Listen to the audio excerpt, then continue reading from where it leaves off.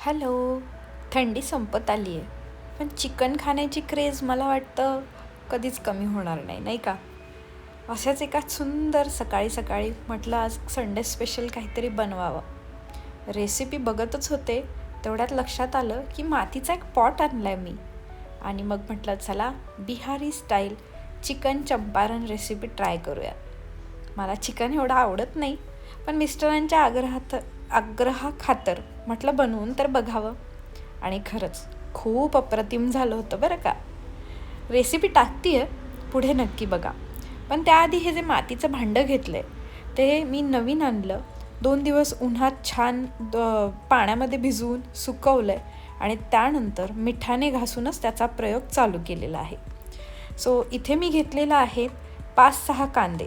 हे 1/4 किलो चिकनसाठी कांद्यांवरच पूर्ण ग्रेव्ही होणार आहे, त्यामुळे कांदे थोडे एक्स्ट्रा असतील तर काही हरकत नाही बरं का. दुसरी गोष्ट म्हणजे कांदे असे छान पातळ पातळ चिरून घ्यायचे, जेणेकरून ग्रेव्हीला एक टेक्स्चर येईल. कारण याच्यामध्ये कुठलेही जास्त वाटलेले मसाले, खोबरं वगैरे काहीही जाणार नाही आहे, बरोबर. आणि त्यानंतर घेतलं आहे ते म्हणजे आपलं 1/4 किलो चिकन. या चिकन नंतर आपण दुसरं काय घ्यायचं आहे, हळद लावलं होतं. 1/4 किलो चिकनला हळद आणि थोडंसं मीठ लावलं होतं. तो जो वास असतो ना चिकनचा, एक विशिष्ट मशाळ, तो जाण्यासाठी. स्पेशली मला येत असेल कदाचित, मला माहीत नाही. एका मोठ्या भांड्यात ते चिकन काढून घेतलं आहे, त्यामध्ये थोडेसे कांदे टाकायचे. कांदे असे छान प्रत्येक त्याचा चिरलेला भाग वेगळा वेगळा झाला पाहिजेत बरं का. त्यानंतर टाकायच्यात हिरव्या मिरच्या आणि 2 लाल सुक्या मिरच्या. मी छान टोमॅटोही कापून घेतले. म्हटलं त्यात नसतं असतं माहीत नाही, पण मला टोमॅटोशिवाय काय ती भाजी जमणार नाही आहे. आणि ग्रेव्हीसाठी दुसरं काय, हा समस्त महिला वर्गाला पडणारा प्रश्न. कारण ज्यांना ग्रेव्हीवाल्या भाज्या खायच्या असतात त्यांनी काय करायचं. मग त्यासाठी हा कांदा चिरून घेतला आहे. कांदाही टाकायचा आहे, टोमॅटो टाकायचं आहे, लाल मिरची, हिरवी मिरची आणि मस्तपैकी मसाले टाकलेले आहेत, ते पुढे मी तुम्हाला सांगतेच. गरम मसाला आहे, चिकन मसाला आहे, रेड चिली पावडर आहे आणि आपला घरगुती मसालाही टाकायचा आहे बरं का. आणि हो, खडे मसाले राहिलेच की. खडे मसाल्यामध्ये जे काही खडे मसाले असतील तुमच्याकडे ते सगळे टाका. टेस्ट त्याने नक्कीच इन्क्रीज होणार आहे. आणि माझा सिक्रेट मसाला वगैरे असं काही नाही आहे. हा आहे एव्हरेस्टचा चिकन मसाला आहे. तो चिकन मसाला टाकायचा आहे.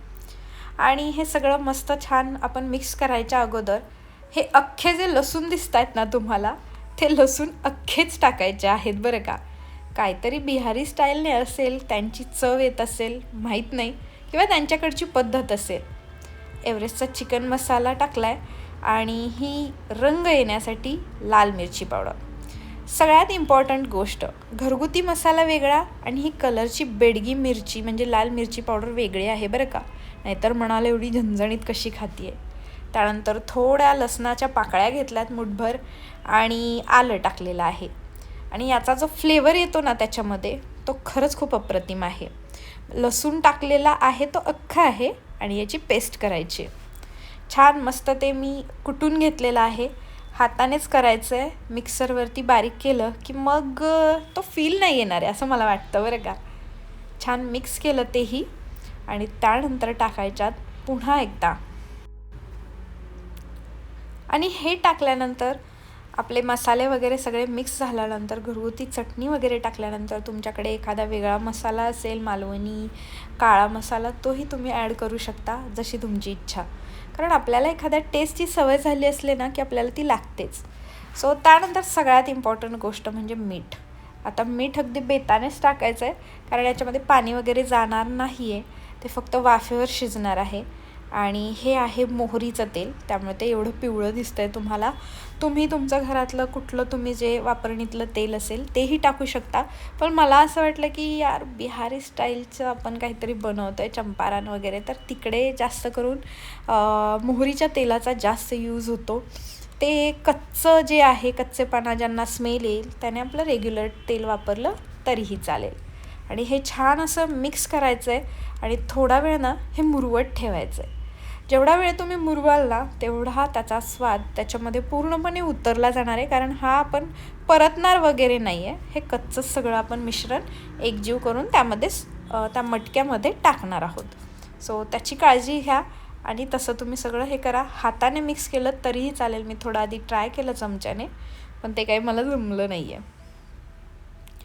आणि मग ते केल्यानंतर असं छान मिक्स करा, थोडा वेळ ठेवा. मुरवलं तर अजून जास्त छान टेस्टी लागेल बरं का. आणि त्यानंतर घ्यायचं आहे आपला मेन कामाचा माणूस, म्हणजे आपलं हंडी घ्यायची आहे. ही मातीचं भांडं म्हणू शकता तुम्ही किंवा काहीही मटका म्हणू शकता. आणि त्याच्यामध्ये पुन्हा एकदा तेल टाकायचं आहे. आता या मातीच्या भांड्याचं एक वैशिष्ट्य मी तुम्हाला सांगते. मातीचं भांडं कधीच गॅसवर ठेवून गरम करून मग त्यावर तेल टाकायचं नाही, नाहीतर ते भांडं फुटलंच म्हणून समजायचं आहे. ते जेव्हा थंड असतं तेव्हाच त्याच्यात तेल टाकायचं आहे. पण आपण काही फोडणी वगैरे देणार नाही आहोत, त्याच्यामुळं त्याला तसंच ठेवायचं आहे. आणि मग हे जे आपण चिकन मुरवत ठेवलं होतं ते सगळं चिकन या हंडीमध्ये भरून घ्यायचं आहे. बरोबर 3 पावशेर जे चिकन होतं ते या हंडीमध्ये बसलेलं आहे. तर मग आता हे सगळं चिकन याच्यामध्ये भरून मिक्स छान बिर्याणीला जसे थर लावतो ना तसे थर लावले तरी चालतील. आणि वरून आपली स्पेशालिस्ट कोथिंबीर शिवाय महाराष्ट्रीयन असू वेस्टर्न असू तुमचं कुठलंही जेवण असू, मला नाही वाटत ते टेस्टला पूर्ण होऊ शकतं. हे छान असं मी हे जे कोटिंग केलेलं आहे त्याच्यावरती सगळ्यात आधी विसरले मी सांगायचं की मी याच्यावरती थोडंसं वरूनही तेल सोडलेलं आहे. आणि ते तेल सोडल्यानंतर मी कोथिंबीर भुरभुरवली आहे. मस्त ना. आणि त्यानंतर थोडीशी कणिक आहे.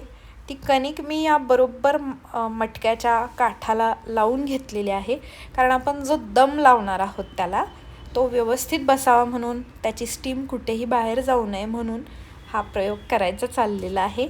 आणि खरंच सांगते, मी चिकन खूप वेळा बनवलेलं आहे, पण हे असं मटक्यात आणि त्याला हे असं कणिक वगैरे लावून दम देऊन हे मी आजपर्यंत कधी केलेलं नाही आहे. त्यामुळे थोडंसं मला ते जमत नव्हतं, पण तरीही मी ट्राय केलं आहे. सो हे सगळं एका बाजूने पसरवून घ्यायचं आहे आणि मग आपलं झाकण लावायला तयार आहे. आपली मटका चंपारण चिकन कुठली रेसिपी आहे ती तुम्ही काहीही म्हणू शकता. Bihari style Champaran recipe.